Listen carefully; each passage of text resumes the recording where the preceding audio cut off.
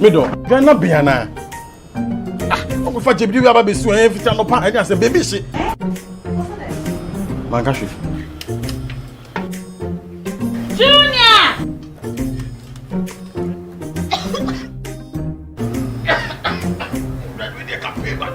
I'm saying so enough for me, you know. Sister Cospa, it's a winning gas. I'm used to it, why? My wife.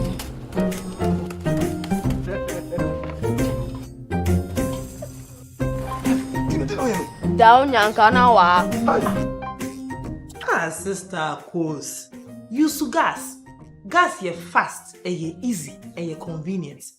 LPG, let me see your hand. Ooh, I got yeah.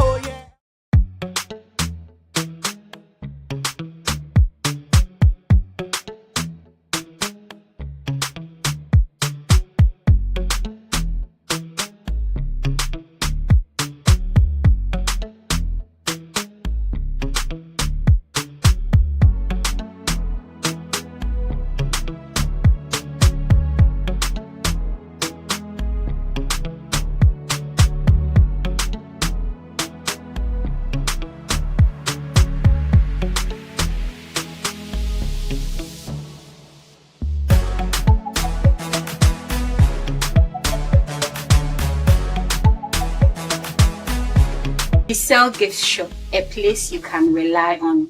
You call on us and we'll deliver. Thank you.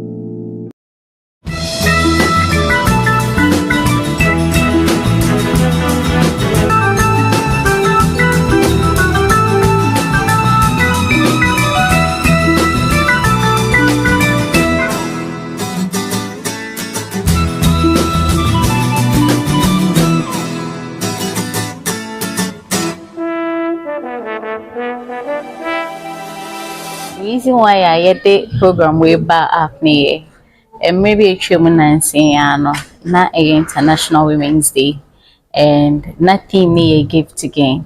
Inti say okay, why don't we get in a man or IT training or campus? Sinebeya or mobile me use for omo gain.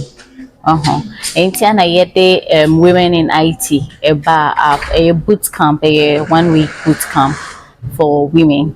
Inti yede ba app sinebeya omobenya addition huno wo data analysis mo wo coding mo eye ade nansi etu pompa wo abontin so ade ema young men ni young women ni bisika so enye ade boni bia na ye make sure say ye ma no training sinebeya dachi omobenya so mfaso a ombetime de ama afofron so aka ho enter na yede women in IT ne ba app na se na be ya omobehu the ethical usage of AI. Once say AI ne de aba betna ye nchen ene ye nte inti say ye ka say ye ye free ye de bia itinerary ni mo a emboa inti with Amalitech also na more training saying you betting use no in the right way omo betimi use no for their own perusal fa asembia emba plagiarism bia emba inti the amemeka about IT in krofoni momode ye adebone ne se o mine be ye ya ifriye a enti ese ye na ye this ya adwen na eden eba together sine be ya se o wa adwen ya obetimi dia robe obi a o wa adwen ya obetimi dia frodi obi a o bra so yembra together sine be ya ye betimi di ape ejuma ama young ones na ewo around no because okọ abrochiman mu a omuhu se o ye good was that aspect ni mu a omo ye den omo chiwo ben omo se na ebe ya obetire enkrofo obetire omo police ne kra say na oh say ni enti eba ne sana na ejuma eye den ekoso enti ye na yembra on board se na ebe ya yebetimi ama sa adwen no IT fraud momo fraud ne sanyoma no eso betwa na yebetimi use for adepa ama oman no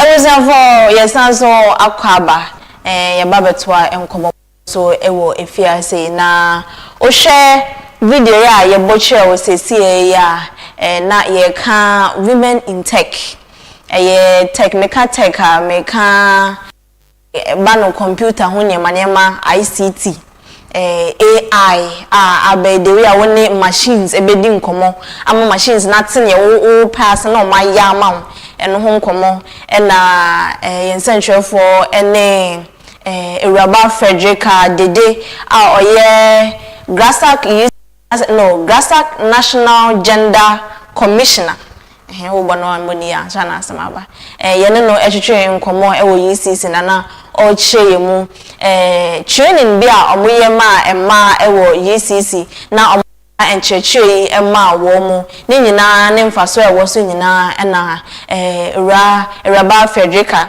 emma yenya enchemu eno na yeshe women in tech I know na me research mama vi na according to global analytics no population in our working population in more about 27.1% per and a year emma omuko tech ejumemu ofane saying yeah the numbers pa to them a year canara on the reports could be say no it was about mathematics so on so dem go for gwan fi ho see you know mesia for ya dwen nyan de onu ze oyememfu ho adwuma oyememfu ho adwuma basisia no za aban ode na ize ehun hyem bi because AI na wa aban sabiwa baby e wo biara anyin kasa oyi sa AI no ama nzama is simple nti baby a hye biara be seal be no waso fa ho jimbi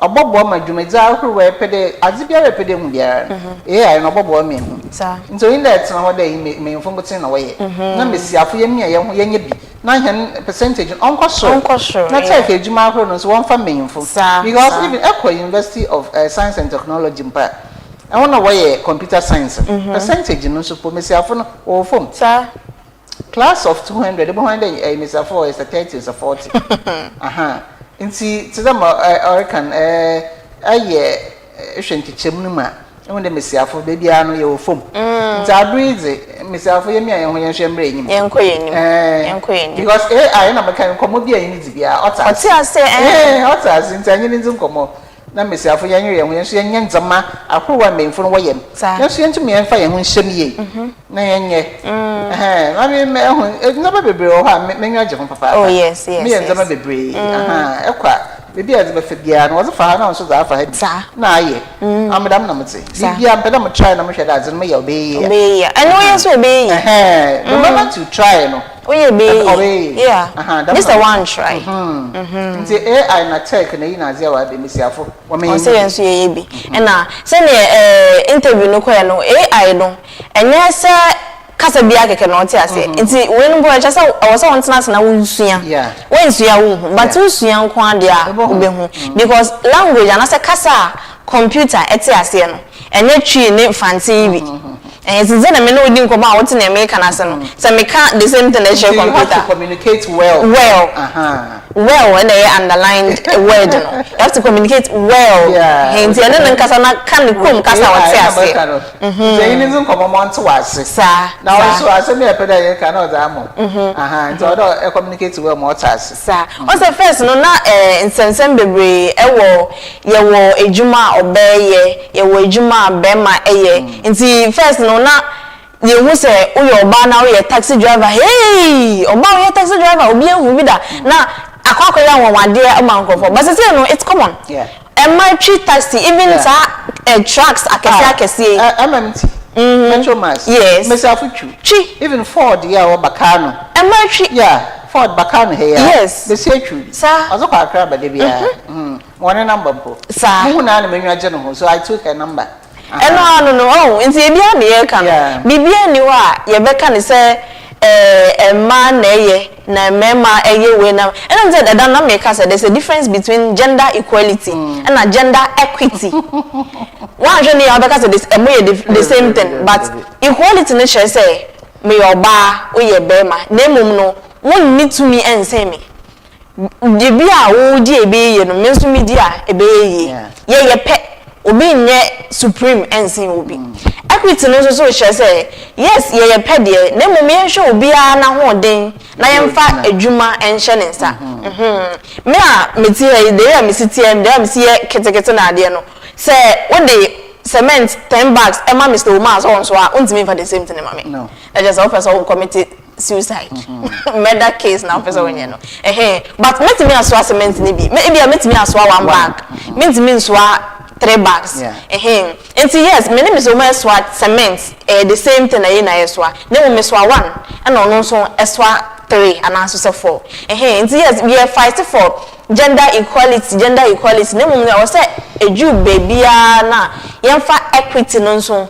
enhim but to say ka women in tech ya no pay nugusu a ya nugusu a ye kan ya enye bibi huhu bia pese ye ti code na ya so ya dwemu bebre code math na bia ni o ntina na no pay ye kan say math no usua obehu this a one try bibia ni wa wontimi nye this a one try so wo try nko a dia fine try na fail o dia try na fail ebeti say yes oye na u fail na wo say u fail mpo na don't stay there men na ho say oh me ye na nye ye ntino mejai say ye ehun dem mesiafo me yankasa po no amongst us no bi pedo e bi the me menfo ma na ye menfo adwuma nti bo honda abogra reba abogra reba nti abogra na ba na fi so adwojo honda azam kwa yi mpo da makai wasi menfo adwuma na obandama bo honda ntum hu se enko biewo se me enko biewo but bibiara benyin yen besia so ebutum aye wo me ye ho da yeso baby usanda adwuma no won tro mo bia bia de the medwuma ye rekwe menfo koten na oda waye ana the medwuma ye rekwe mesia fo koten na oda waye nti e den kan tsetsen na ofu de besiaze ontum nsuaze me doctor besiaze ontum nkosia driving nkochu bus kase besiaze mebotum aya inde ehyehyehyaze na ye zibani yara nti hwefie mu mpa first pa no mesiafo wodzi kan no wanko school na mo menfa obedze ekiri no ho mo no wopia ho mo ko school ai nti first pa no mesiafo bebre ho na wodze enyim na wonko school because what's besia ne place anyi ijaze nti mo mbenyimfa wo fie ekiri bae ho mo wotwa mesiafo no mo ko school ho mo wonya education na mesiafo wodze enyim efie bebre first na dam na ote but ndam beedze nzama asesa oh yes nti mo na yam prede ebokọ enyim mesiafo yam prede ebokọ enyim na zabenyina yen besiawo so beye obeye imia ho a determination oh yes yeah imia ho a ebotuma aye na aye ni eso osanda ehun de ye kan military mesiafo wom navy mesiafo wom police mesiafo wom nti be bia besia kwan oye ye ni waso kwa obeye nti tech new eyi a wa be mo hu ni menwa je dodo papa yeah iraba na odze enyim na hwe video na young lady. But we share. Na so ma impact no. Oze trade which is very good. Yes. Every video na only na him but when you damage hunen Arabwa maybe no so when you be. Ya the papa. Nti I don't know about na man tonchen. Oh, they take advantage. Yes, you have to take advantage of the opportunity. Na Essien na wa hye bi na as a bobra. Sanity. And na enye say ye dey training na ma wonti no. Na okay, wa kwa go training wa je ho certificate na wo dey akwa share. U pillow ase. There be. Na mum no say no AI no enye say ye dey assignments nko an say na students na ka no. Even employment opportunities. Oh, yes. Yeah. Because ejuma bebre e wo ha omo hia nkofo a omo ntimi etse computers etse machines ase. No pono to the American job opportunity. I will fear. I mean with your phone, with your smartphone. Sir. You can do something with it. Sir. E bi any. Won say about same re-registration. Na emfa ne say yen so enkoso line bi mo bi nyama. Ye say enye wo your phone so kra na. Say okita smartphone na. Nyame adu okita smartphone na. Obetimi wan kasa obetimi go through the process. Nti no say umbo na say wakacho say enter this woni information a wo hwehwe. Na wan kasa wa impute data bi a wo hwehwe bi a no. Wa impute. Na wa ye ne simple. Nti ne say wo fa phone kra nko ma oba no ade be che we ka say wo de me momo no ato data manasa. What you say? E first na nkola be o mo yesa. Yes wo ma no onim ne ma mi pin na nti. Na but say wan kasa wonim wa ade a when na emba nti sa na tie yes ye ka se ebinum wo ha omunya opportunity no echo school na classroom esua ade but ebinum enya sa opportunity no it is still not too late. The first when your opportunity no na classroom no enche se ne opese wonsua no untimi hu se ye phone ye ekuta ye very powerful. The last time na obi ka se University of YouTube so YouTube app no then na person wonsia bibia ne opese wonsia bia the way I shisha more the way I botre the way I sha tare the way I see style atare mpoma ne ye fe ne opese wonsia bia carpenter na minyimo bia YouTube no we sua adzena ma nankasa otum oye ni tu otum ye touch up simple nankasa ojani demo opedo touch up onko salon ojani demo no why touch up no owia style opedo ye bia otum ye because of YouTube nti we sua ehun de say ohihye opedo office ni nails to the American ya onko salon otani demo so what on machine we or the dry everything in her room nti ompo enko baby nti ompo ya chede na ahofie no zipo ya agba no nti ni nyina bi nyi onko tiesi ka mo bi nti wa tani nzama kakra nara oshani de mo pe no na ahofie na na ozipo etire ma na pe ezo ahofie messe and then can when you na is self development. Yes. Imagine say we say wetimi esua the way see touch up ono aye ni nails ono atimi ye ni bibia obetimi de aye adwuma why not obetimi de aye adwuma opportunity for her how to be aye adwuma nti e bia bron na otimun obetimi aye bibi kakra bi wo ho why setup bi or because our machine was a dry bibia nti so bi pedo ni nails na de e bia abokwa akoto e no za aba no za ya amo nti ono po ye opportunity betumi ye ska kakra exactly oh ya the papa so dey na ebi yes am dey on che maybe eno ano me ba ho no aba be me nya mi nails da o say me sha say ehwa enti eno an ye ka no say oje wa adwen say wo besua ade na wo be hu say wan try a eno na wo hu na menjeja ho say no wenyin say no bebia wadru no untimi nsa nkosha ase. It's better say we be share from scratch than say we be to us because say I know eko baby mathematics say o baby me first na me studio maths pa na this yanka say mental and this yanka say ba we class test ada no eko bia be fa so me yare me go school but say no technology na e ba na me yati access say na money we e bibi simple and yes, oh man, I am on him. One can sound so obey me and money commands and person won't solve you, and person me you, and person when you simple now. I Nti say wo ton ade odwom. Wo ye teacher ni, wo ye caregiver, wo ye housewife mpona. Bon homode na ma enhia wo say wo bepe bibi esua. Na wo bepe bibi esua no so na no pe ye bon ho de huro say AI aba. Nti no bo modern na ma sa tech nyamanyama no eho enhia wo. Fa won timi kwetena classroom say na ya ka no. Information na wo phone so. Phone no say obi kuta iPhone 18 na de ho ka enya kwa asem keto. Ebitum de akwa ye Ghana. Ye kwa ya access yi. Obi phone 10 million 1,000 Ghana. Enya old currency no make new currency 10 million new currency ya abeya. Obi kuta asase be 10 acres e won nsem as phone. Nti ne wo pese wo ye bia obetimi aye. Yeah. Phone no fast internet. Na ne wo hwehwe bia no 4G 5G 5G ayama. Nti ne wo pese wo ye bia no obetimi aye. Enye ye fe na akwakoso TikTok ni ade aba na ade sa ade chi ekita wo na wa som wano na asa hobo. Susan, the abodi means hon komoka. Yo About TikTok. Emre TikTok no oma nzama Brazil. Okay. TikTok. Oma jumeze reason okufom. Okay. I know a lot of people who are addicted to TikTok. To TikTok, wow. Yeah, so when it comes to there obi addicted to BB. Ebia obabi ebia onomunsa ana there oye BB a empie. Na epedo ofi ho. Yenyim nzama bia oze addiction ozeba. Aha, nti banu ana obi enyim there onomunsa na oyim anche we join na adzerum.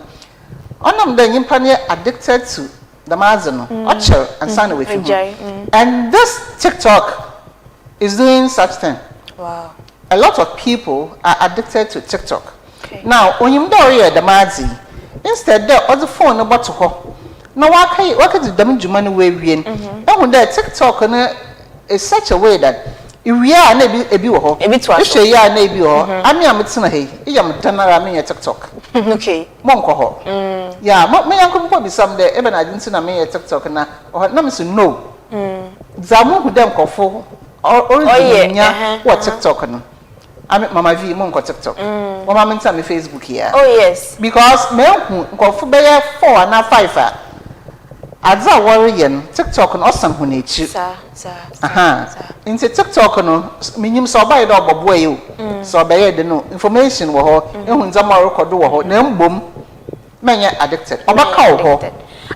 Yes. Ansan odboto wo no why worrying no. Asko ma me hwe yinwie. One more. Aha. One more that that's no. That's the person who no nye. I can testify to this because some time ago na me ankasa so me a victim to this. Okay. Nti way back in uni, eja me me roommates na na wo ho. Na ade say or share nema like funny things. And na me need sa TikTok because I was not interested. Nti no or share because Susie oh baba share ade we. Until na me so me fe. So me imagine okay and me so me download the TikTok na on phone so mama V.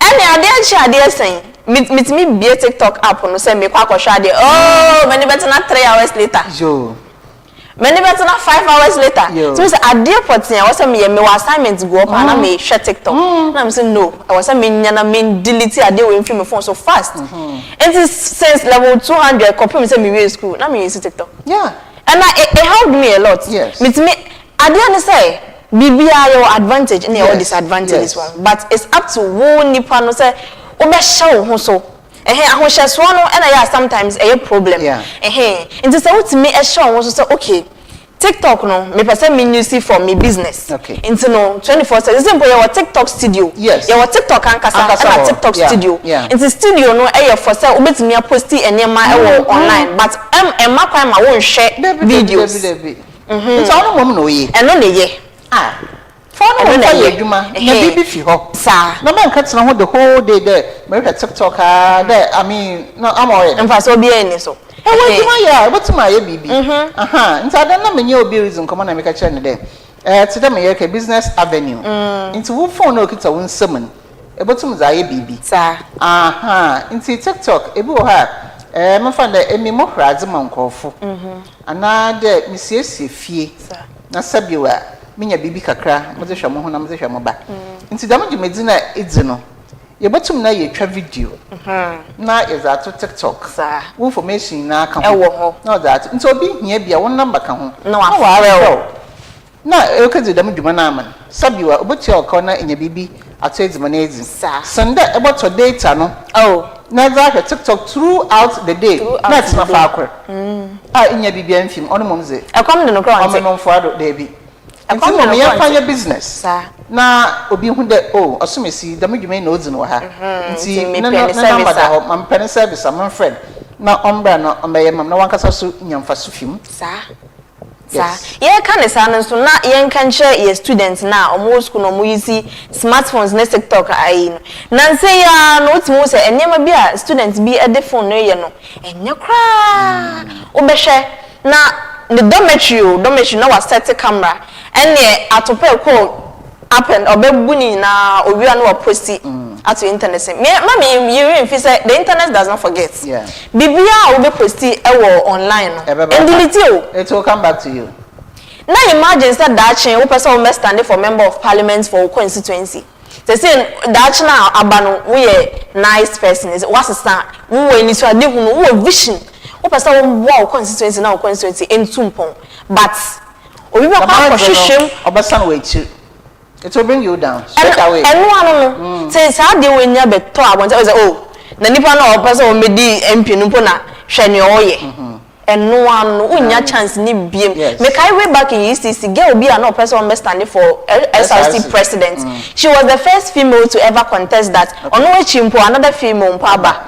But the first person or a female or person contested for SRC president. And now so when they call year investigation no. Omuko yi videos by sana or SHS no. Ozo how na adwen. O we address. Ozo how na adwen oye. Nti e won there auto de bia American adzono meye no the way you retwan so adze papa oye e twen or adze bon so still obetwan nti iyi will come back to us today American the women empowerment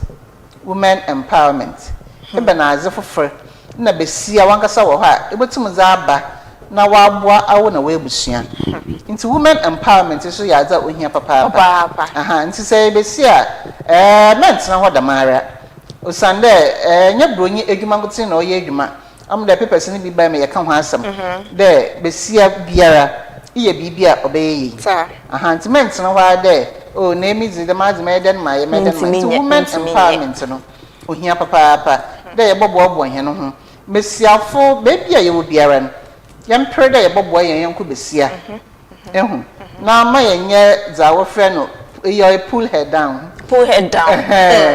May pull her down ni bi. Yam pure there bobo yen ku besia mo akwanyi. Osande enyim daache za nyimpan obeye ma nso enya no mumfaso. It is said am bring us a womboa bi aboa obi monkwanyi. Ohia pa. The last time myself mo bobo hen no ho. Ehwa ewodwumedi bi za osumesi dam maami oye dam azio. Epeda ye bia no metu nyina akasa mo. Na nso ezo ho akehye bi. Na enya bibi kakra. Nti mama yentsena wo de yenye bibia ye ma santefo ka na wotena na de odo sasha was memory from sabia nti anu mom na yempie wo me mbobɔ hen ho nti women empowerment da menza menna aka ho bi na last na metie podcast bi wo YouTube na obi question na obi say ne say e dey nti na ase emma omowo dibie akese na Timo say they are important people in the society. Omuka biye to say omuba abontina omube kasa emagunu no ebefa because they will be motivated by all these things no. I say sound microphone yen tan to omo voice. Obeto omo voice e bia okopie mu wo event bia se na okasa ye na yeteye. Na mum no omo no ye den pa wo social media ye yanumfo ya provide a good example bia ma emai ade internet sa nti ehu de nti no onam doma Coastal Television Eja no International Women's Day ehu de mesiafo across all sections yes one ba Coastal TV de obi ambra na so meche na adwen oye mesiafo nyina hen da nti na Coastal Television yedi dwuma otodam ehu de besia sabi wo se ewodibiwo wodi bio no kwa enyima ebra ebenya na etuma impact ama ebenum so no ohia de kasa yara nyinkofo behia ezi nkomo ebia gwabo bia ase na afra nkofo bi na ehu bibi kakra ebeye another community mpo ewo mun onye da sabio akatena kuro kasemo nkoten ebotuma aba na afrefre won ebi wo ha offer ne de eye ne mentor ohia pa nti ekwae no sabio nyame ebo ya abo amo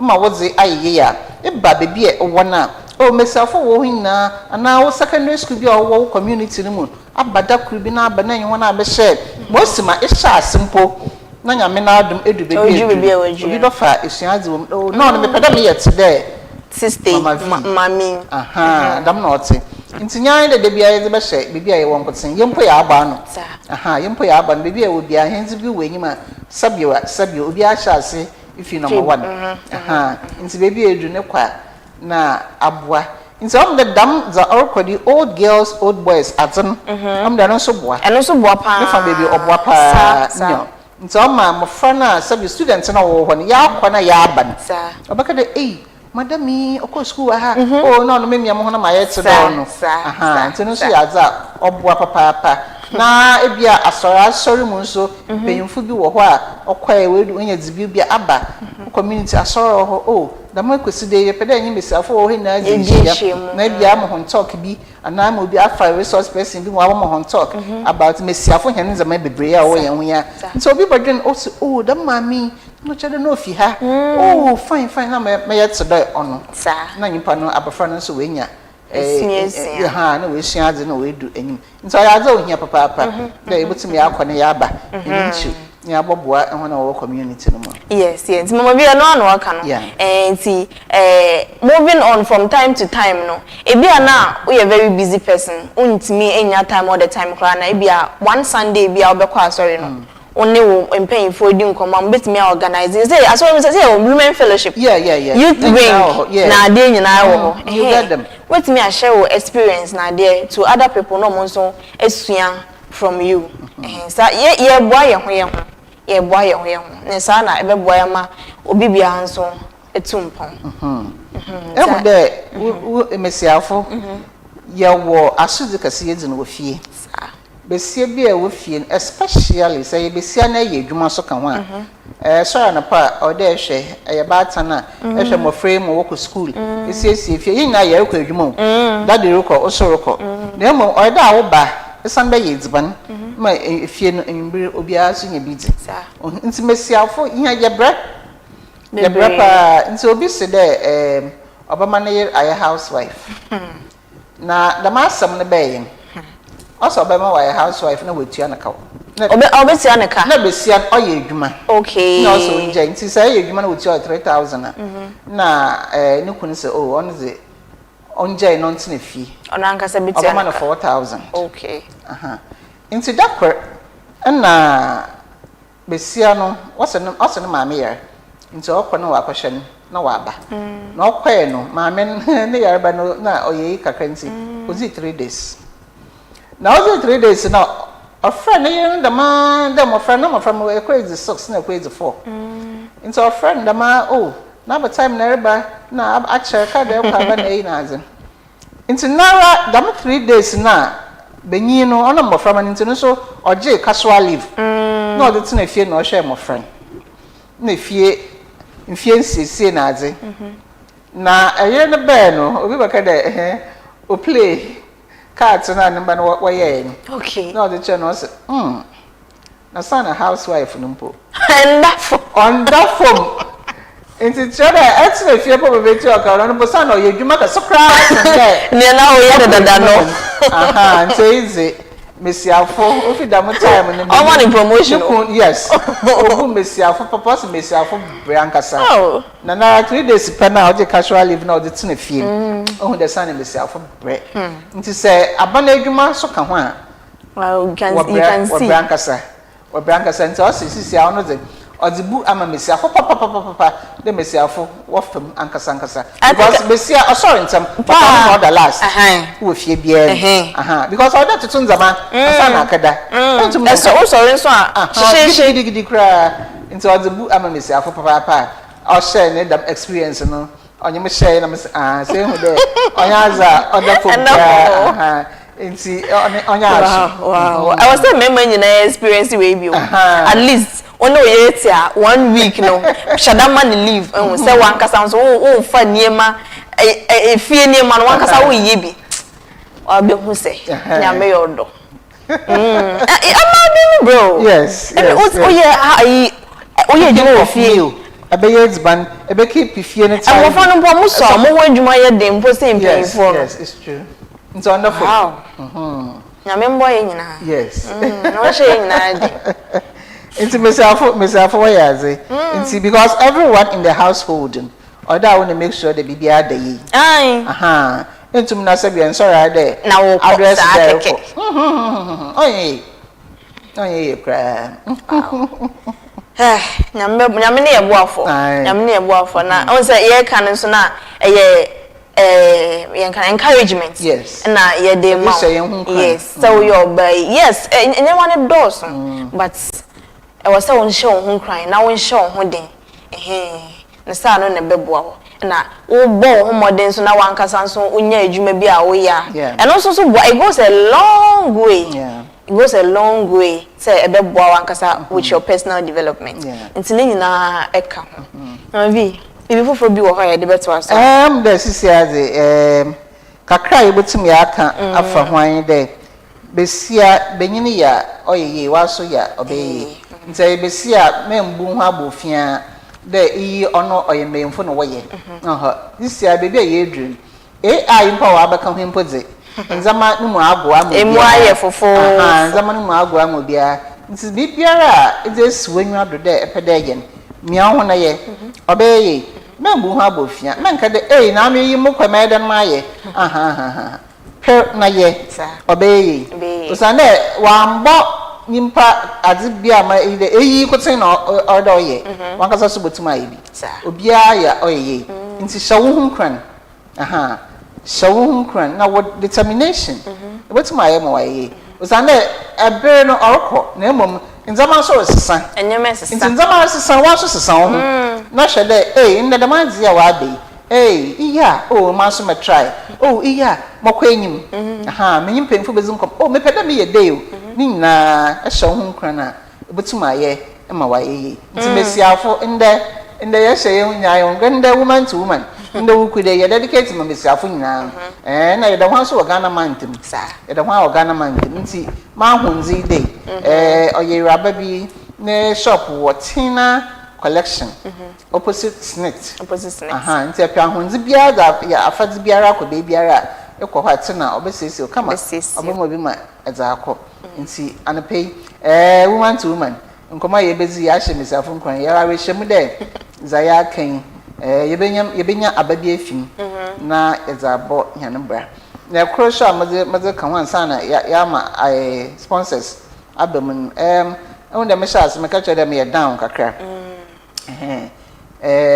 woman sofo ato na emi munua ye woman sofo on no me direct nti se woman sofo tara achede munua na wato nti oba ndam na mora ho papa ya abrantie kra nti wama ende mora ho kakra oya me ya papa nti mofa Africa seed na mama Archdiocese of Cape Coast mama Hen Bishop Most Reverend Charles Gabriel Palmer-Buckle onye pemfu na mama hon hyedzen anepei that's a wesim nyame na nchichi nyina henre na asofo nka nyina wo Archdiocese of Cape Coast ha na asofo Amos awefimi nso na ebusuafo nso anepei mama wo na hyedzen that's a esi oye odze na nso nyankopon na nyinza oye na oye manamba nti Catholic agedzifo ayo Archdiocese of Cape Coast nyinara anepei mama wo na hyedzen na mama bi wie ne sanso ana Coastal TV adwumanfo nyina from Mrs. Nyomiso ekosi staff obia wafia nyina so yenso yema ebusuafo ne asori mpanyimfo ne asorifo ni nyina emo bibia hyeden yankopon ankasa oncheche more sana yenso ye de beto aso yo entino aboafo no maso ya sen ya haya betina ya yakasa bebre enye ya ho den nemu no nyankopɔ ankasa onya ne ye na oma ya hode no na aboafo isi yes Coastal TV meso masema mo dwumadie bia no pa mu ye akoso fefefe ya sha ase free National Petroleum Authority we ni se mi kire o baby a gas wo baby I said they make us I said baby a gas wo ho baby a befa bia nti bo modern na isi gas e say jahye na do so e wi sie no so e ko mu a enye good for your health nti no isi gas yo if you want so ana ye ko nesto omo say Bomodia na wura omo showroom ho opposite Abra Methodist Church. Omo showroom Abra opposite Abra Methodist Church. Omo ne Methodist Church ne di nhwani mu. Bomodia na wura ho bibia TV extension board na wo hwehwe lights mama bi dem biem iron dey to ade fridge chandeliers light bulbs ne wo studio ha say air conditioners, toilet seats. Yeah. A doors, papa. Make a kaye da. But for we call a opposite Abra Methodist Church. Na koko sha de, koko show we ni so de. Na hu sanya me yodo. Sanse mo wo niema papa. Ne be ma wo fie aye kama aye akono ama ho etna aye enije no. Connesto Ventures. Bibia ubenya bi ewo ho ye wi so ana ye ko Solace obi samse na Solace na wo hefa but show Solace ewo adisado kwan no so mo amunim Church of Pentecost no branch na so wo Church of Pentecost that Solace wo ho na edan fefefe kama odu ho ya tro abosho fine Solace bar and restaurants momodi ne wura ho eduane be na wo pe local dishes continental dishes and some be na ope local ones and brofu de bia enyum no mpo de ma menka DJ ho na hona fo nyina mo nwum etwagu ewo Solace and nam papa ben ubenya biare ewo Solace nti bomode na bowura ho o ti fie na person onye delivery no problem from a am de adwan bebrew ewo fie Solace bar and restaurant ye do master papa ye besan so ada Diesel gift shop achade no ebi didi bi echi o nti achade bia eye wedding say ye outdooring emako mpesa monto gift ma me na obeto ne bani din no birthday bi eju mpesa mon pastor gift nice ma birthday celebrant no ko di sele fani nyina fa odadwe nyina koto ne so obeya ma o sell ewo Interbeting Junction some microfinance in event is opposite okay o de o do Interbeting Junction now traffic light hona bisasa wo hwehwe diesel gift shop on Betchel na onso ne o pe bia na onsaka on bi aka wo so me ne kan wa oh I'm saying for now the sponsors okay so na na pe o so ya sen man a midweek edition, women's special edition of the Coastal TV morning mix show. Yeah, they are bro. Tino ushi omo baby anu akacho mo Coastal TV for say ya da mo asi o nyame nhira mo sa net yeah ntana peso ya manya hwefo na emo da watson ho atwen hen ma yedi dwumedi abeyewi ntana pe me ba kan de nyame nhira mo da bi mama bi twen watch ya ashofo na because all the technicians in the back hey bacho oh be sorry ko anke na ye chisha o microphone bacho beje ana ye Uncle Ben nse o dem ye ka bibi de before wa nzama be ye no ebinim na wo behind the scenes wo ye mo ye o sande sem ho no wonyi ho a ye ntimo betena ha ma hwefo mpo won hwanya nti beje na onye Uncle Ben and pay era una se papa yes na mi shawon the why ma ya ba TV do adabi na meka kire bi me se ehwe bibia na wo se fayi to yido na wa bodin na fayi to yido na oda ato ho oye nimpa na o she obi no she so wanya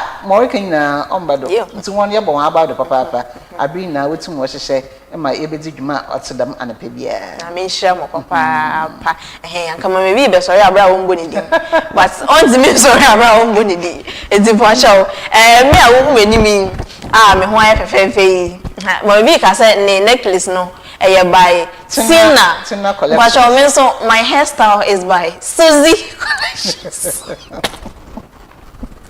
It's by Susie Collections. Hey, it's about your midi Afiba Essien. I don't know the friend baby me just so. Hey, Miss Midi and no Mama V. Na so friend Mama V. And I pay your mama acho. Your mama acho.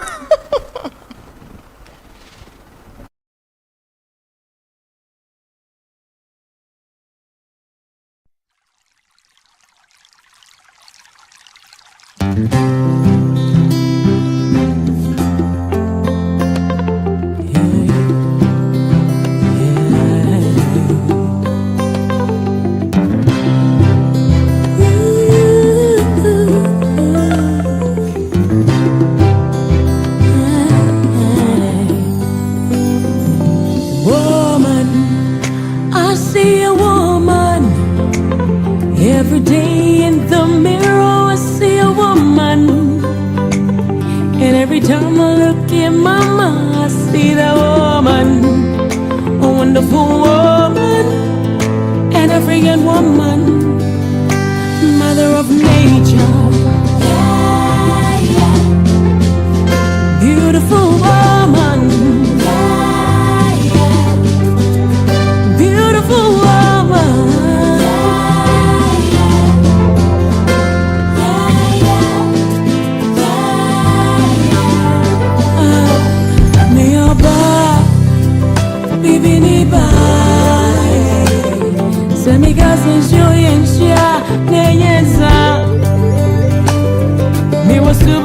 But you're my one vet to say,